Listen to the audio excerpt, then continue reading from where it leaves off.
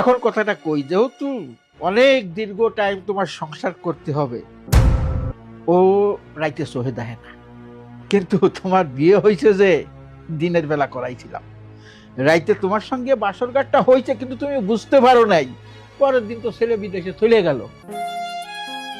এই নিয়ে মন খারাপ করো না। দেখি ওর ব্যাপারটা আমি একটু চেষ্টা করে দেখবো, যদি ভালো হইলে হইলো, নাহলে তুমি একটু মেনে চলি।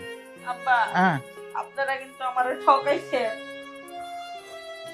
আপনারা কি লেগে আমারে ঠকাইলেন শোনো আব্বা? বোমা, এই কথাটা যদি না তোমাকে বলতাম, এই কষ্টটা, এই দুঃখটা আমার সারাটা জীবন বয়ে নিয়ে বেড়াইতে হইতো। তাতে এই যে খোলাখুলি কইলাম, আমার মনটা হালকা হয়েছে। তোমার একটু কষ্ট পাইছো তুমি, তাতে কি হয়েছে? তোমার স্বামীকে যত সেবা যত্ন করবে তত কি সব পাবে। আমার কপাল শেষমেশ নাকি দিন ফেরার লগে আমার সংসার করতে হইব। আব্বা স্যার কইছে কি বললা বৌমা? না, কইলাম আপনার তো ঘুমের সময় হয়ে গেছে, আপনারা তো আবার নিয়ে শোয়াই দিতে হইব।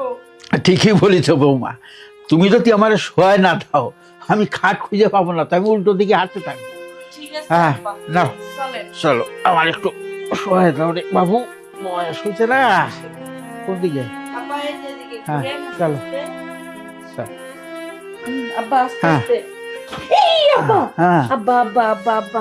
আরে বাবু, এই, ওতে কিছু হবে না। এরকম গুতো খাইতে খাইতে রাইতের বেলা আমার অভ্যেস হয়ে গেছে, বুঝছো?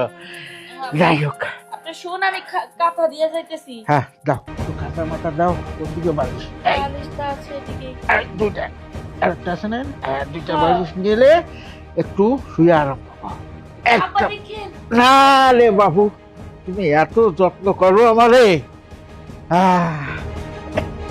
তুমি আসো বলে তো বেঁচে আছি, নাই কবে শেষ হয়ে যেতাম।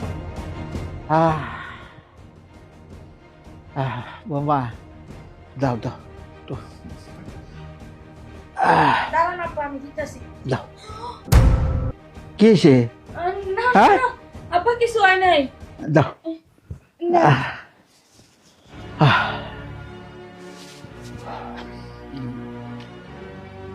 বোমা, চলে গেছো? দুটো কথাবার্তা কইতাম, একা একা। হাই হাই, এইটা আমি কি দেখলাম? শ্বশুরেরটা এত বড়! শোয়াইতে গেছি আর টং করে দাঁড়ায় গেছে।